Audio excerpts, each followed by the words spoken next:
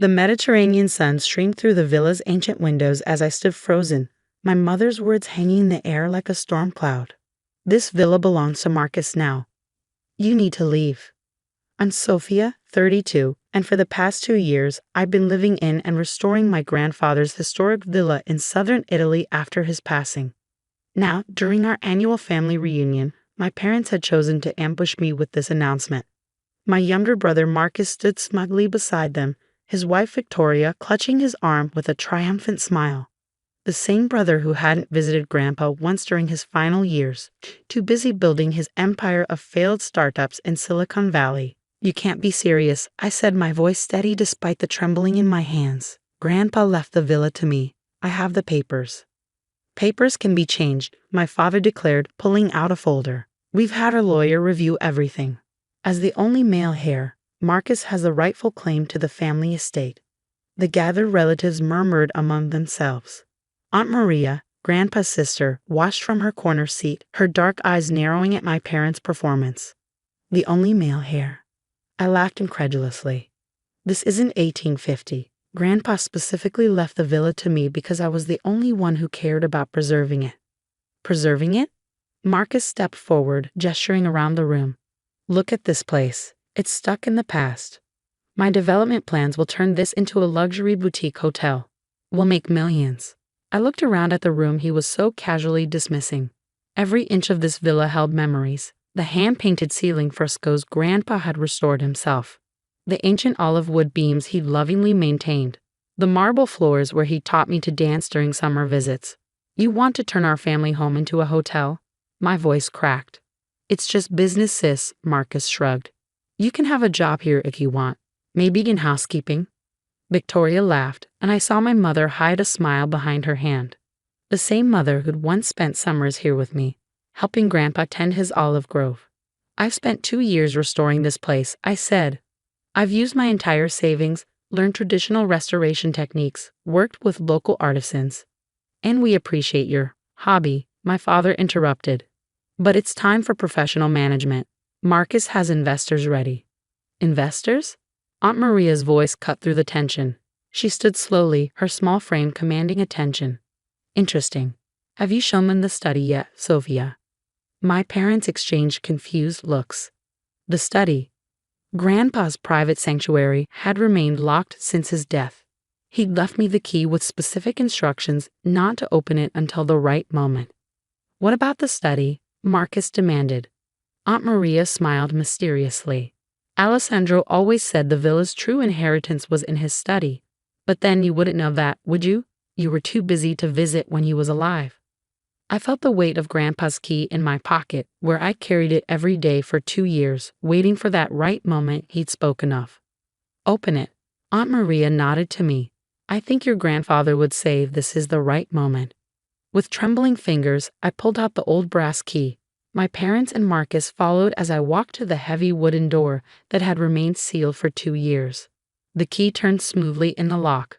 The door creaked open, revealing Grandpa's sanctuary. Everything was exactly as he'd left it, his desk, his books, his collection of maps and documents. But it was the large envelope on his desk that caught everyone's attention. On it, in Grandpa's elegant handwriting, was written, "To be opened when they tried to take it from you, my dear Sophia." What is that? Marcus lunged forward, but Aunt Maria blocked his path with surprising agility. Your grandfather knew this day would come, she said softly. He knew they would try to take his legacy from the only one who truly understood its value. I picked up the envelope, my heart pounding.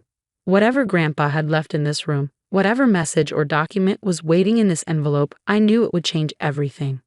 Open it, Aunt Maria encouraged, while my parents and Marcus watched in tense silence. As I broke the seal, I could almost hear Grandpa's voice, smell his familiar scent of tobacco and olive wood. The right moment had finally arrived, and I knew nothing would ever be the same after this. Little did my family know, Grandpa's study held secrets that would shatter their plans and reveal the true meaning of inheritance, one that had nothing to do with gender or business plans, and everything to do with love, respect, and preservation of our family's real legacy. With shaking hands, I opened the envelope. Several documents slid out, along with a letter in Grandpa's distinctive handwriting. The afternoon sun filtering through the study's windows illuminated the papers as I began to read aloud.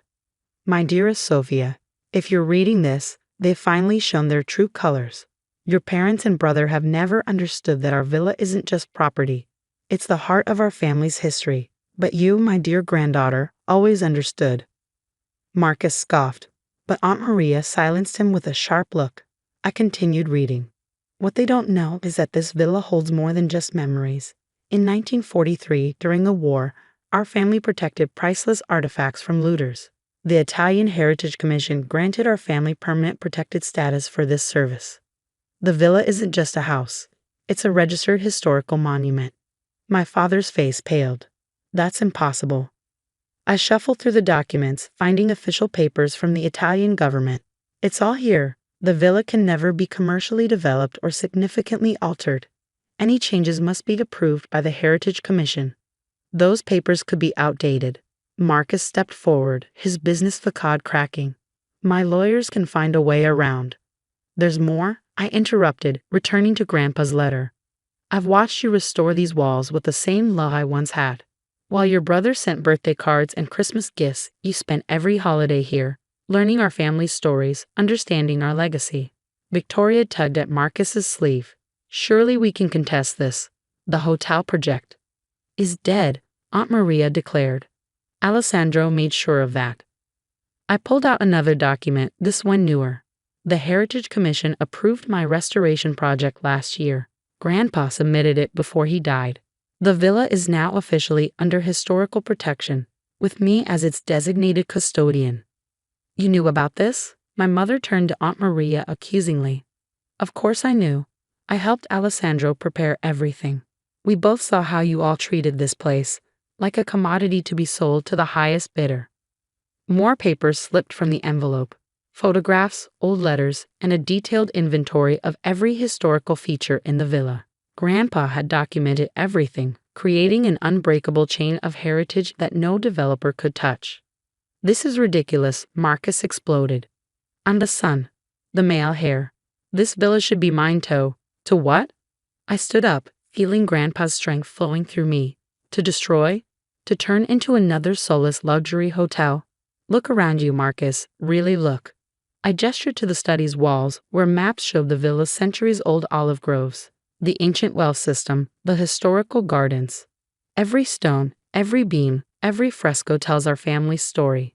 This isn't a business opportunity, it's our heritage. Your brother's right, my father started, but Aunt Maria cut him off. No, he's not. And deep down, you know it. She walked to a portrait of Grandpa hanging on the wall. Alessandro watched all of you chase money and status, forgetting where you came from. Only Sophia remembered. I found another note in the envelope, this one addressed to my parents, to my son and daughter-in-law. I love you, but you lost your way. The villa isn't a possession to be fought over. It's a responsibility to be honored. Sophia understands this.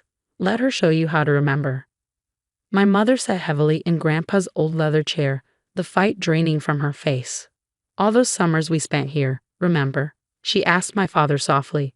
Before we got caught up in Marcus's business ventures and social climbing. Marcus wasn't ready to give up. But the investors can invest somewhere else, I said firmly. This villa stays in the family, preserved as Grandpa wanted. You're welcome to visit, to reconnect with our heritage, to let your future children know their history, but it will never be a hotel. Victoria pulled Marcus toward the door, whispering urgently about calling their lawyer. But looking at the official Heritage Commission seals, we all knew it was over. My father stood silently, running his hand along Grandpa's bookshelf. He collected these books for years, he said quietly. I used to help him organize them every summer. The shelf is exactly as you left it, I told him. I never changed it. Something shifted in the room's atmosphere. My mother wiped tears from her eyes, looking around as if seeing the study for the first time. Aunt Maria smiled knowingly. Alessandro always said the villa would choose its own guardian, she mused. He just helped make it official. As the sun began to set, casting long shadows through the study's windows, I felt Grandpa's presence strongly. He'd given me more than just the villa. He'd given me the means to protect our family's soul. There's one more thing, I said, pulling out the final document. Grandpa left detailed plans for restoring the entire estate, including the olive groves. He hoped it would be a family project. My parents exchanged glances, memories of happier summers flickering in their eyes. Even Marcus paused in the doorway, looking back at the study where he'd once played as a child. The villa had spoken. Now it was up to them to listen. 1 year later, I stood in the villa's restored garden, watching my family gather for our first olive harvest since Grandpa's passing. The transformation wasn't just in the villa's restored beauty, it was in the people around me. Marcus sat under an ancient olive tree, teaching his young daughter, born 3 months ago, about the different types of olives, reading from one of Grandpa's old notebooks.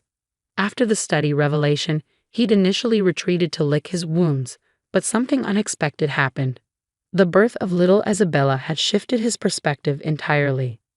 "Sophia," he called out, waving me over. "Remember how Grandpa used to say each tree had its own personality? I found his notes about this one. It's over 300 years old. The brother who once saw only profit margins now spent weekends learning traditional olive cultivation. His hotel investors were long gone, replaced by a genuine interest in preserving our family's agricultural heritage. My parents had undergone their own transformation. Mom was in the kitchen, recreating Grandpa's traditional recipes with Aunt Maria, while Dad led tours for local schoolchildren, sharing our villa's wartime history of protecting artifacts. The Heritage Commission was impressed with the restoration, Aunt Maria said, joining me in the garden. They're considering making the villa a center for traditional agricultural education. I nodded, watching Victoria help her daughter touch the gnarled olive tree trunk. My sister-in-law had surprised everyone by becoming passionate about the villa's historical gardens, even taking courses in Mediterranean plant conservation. "Grandpa would love this," I said softly. "He knew it would happen this way," Aunt Maria smiled. "That's why he left such detailed instructions. The study wasn't just about legal protection. It was about giving everyone time to remember what matters." She was right. The past year had been about more than just physical restoration. Every weekend, family members would arrive, helping with different projects. My parents restored the library.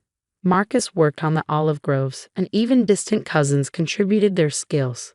The villa was alive again, but differently than before. Not as a luxury hotel, but as Grandpa had envisioned, a living connection to our past and a bridge to our future.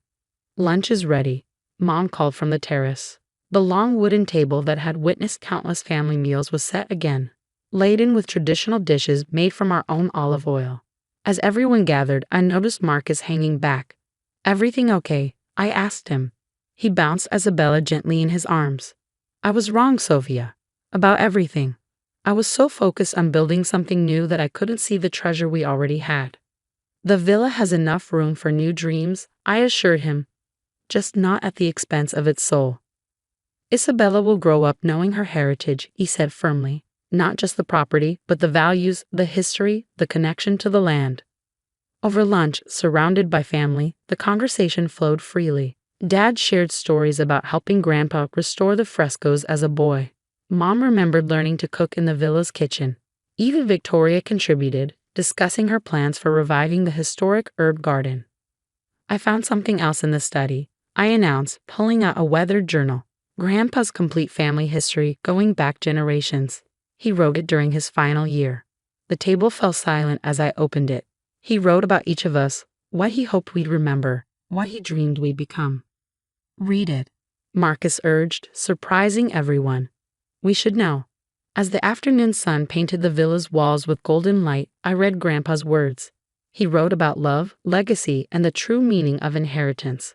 About how buildings can hold more than just people. They can hold the stories that shape us, the traditions that guide us, and the love that binds us. The villa was never about ownership, I read from his final entry. It was about stewardship, each generation adding their own chapter while preserving those that came before. Sophia understood this instinctively, but I always hoped everyone would remember eventually. Looking around the table at the faces of my reconciled family, I knew Grandpa's hope had been realized. The villa hadn't just been saved, it had saved us, bringing us back to what mattered most. As the sun set over the olive groves, casting long shadows across the ancient stones, I could almost hear Grandpa's laugh in the evening breeze. His beloved villa was more than preserved, it was cherished, alive with new memories while honoring the old. The study's revelation hadn't just protected the villa's structure, it had restored our family's foundation. And that, I knew, was Grandpa's greatest legacy of all.